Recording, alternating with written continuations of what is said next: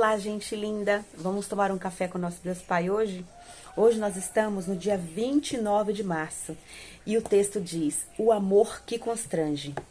Vamos tomar um café. Seu cafezinho. No livro de João, capítulo 3, versículo 16, a palavra de Deus diz: porque Deus tanto amou o mundo que lhe deu seu Filho unigênito, para todo aquele que nele crê não pereça, mas tenha vida eterna. Aí o autor vai nos dizer: o amor de Deus é como um vasto oceano que nos cerca de compaixão e misericórdia. O Senhor nos encontra quando nos vemos rodeados pela escuridão e nos protege o tempo inteiro. O seu amor é maior que a escuridão, a dor, o medo, a falta e a rejeição. Ele é a esperança para os desanimados e a paz para os oprimidos. Ele percorre distâncias. É impossível cairmos tão longe a ponto de ele não poder nos resgatar ou corrermos tão depressa que ele não consiga nos alcançar. Não somos capazes de nos esconder de maneira que ele não nos encontre. Seu amor é melhor que a vida, é mais forte que a morte. Se desistirmos, o amor do Pai continua nos chamando de volta. Quando falhamos, ele é capaz de nos perdoar e restaurar. O amor lança fora todo medo. Ele nos encoraja e fortalece. Ele é intenso e capaz de penetrar o fundo da nossa alma e saciar o nosso coração por completo. A revelação desse amor ocorre à medida que nos entregamos a ele e o buscamos de todo o nosso coração. O Pai anseia nos mostrar essa faceta de seu amor, mas isso só é possível se nós dedicarmos ao relacionamento com ele. Estamos na iminência de celebrar uma das datas mais importantes do cristianismo. A Páscoa representa o renascimento, nos faz lembrar que Jesus pagou um alto preço para nos resgatar, sofreu o suplício de uma morte agonizante na cruz do Calvário, por nós. Glórias a Deus. O que impede você de entregar a sua vida, toda a sua vida, a Jesus nesse dia? Não há altura nem profundidade, nem que separe do amor do Pai. Portanto, confie sem reservas, pois você só viverá em plenitude quando o seu coração estiver completamente inundado pelo amor do Pai. Aí tem uma frase do autor que diz assim: o amor de Jesus nos alcança e a fé nele nos salva e nos libera para uma vida de paz.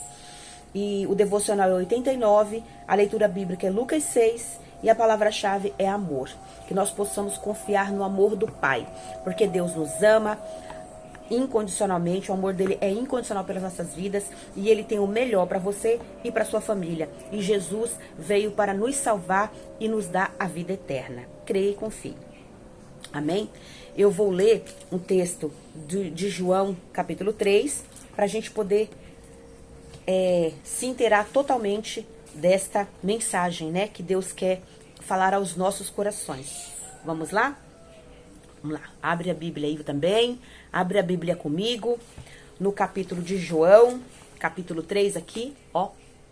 Abre aí, vamos ler juntos, porque a Deus fala que a gente tem que conferir. Quando alguém te fala da palavra de Deus, você abra a Bíblia e leia junto para ver se realmente a pessoa está falando de Deus, está falando a palavra de Deus. Confira aí na sua Bíblia se realmente eu estou falando da palavra de Deus, amém?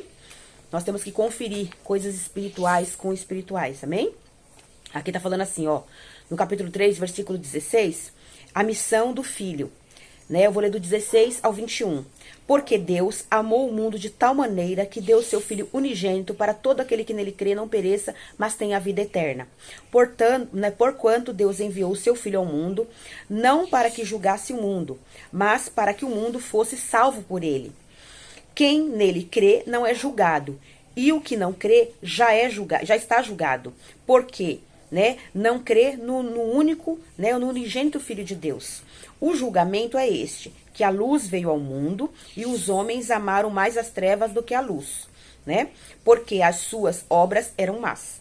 Pois todo aquele que pratica o mal aborrece a luz e não se chega para a luz, a fim de não serem arguídos as suas obras. Quem pratica a verdade aproxima-se da luz, a fim de que as suas obras sejam manifestas porque feitas em Deus. Então, assim, a palavra é clara. Se nós não cremos em Deus, não queremos obedecer a Deus e não queremos não aceitamos ou não recebemos Jesus como Senhor e Salvador das nossas vidas, a gente vive em trevas. A gente vive em completa trevas. A gente faz a nossa vontade, a gente faz a vontade da carne, a gente faz a vontade do inimigo e a gente vive em trevas. Agora, a partir do momento que a gente crê em Deus, que Deus é o nosso Pai, é o Senhor da nossa vida, que nos provê, que nos deu a vida, que nos dá a provisão, que nos dá a saúde, que nos dá tudo aquilo que precisamos, nós vivemos na luz. A partir daí, a gente aceita ou recebe Jesus como o Senhor e Salvador das nossas vidas. A gente crê que Ele veio para perdoar os nossos pecados, para nos ensinar sobre o reino dos céus, o reino de Deus, sobre as bênçãos de Deus, e veio nos dar a vida eterna.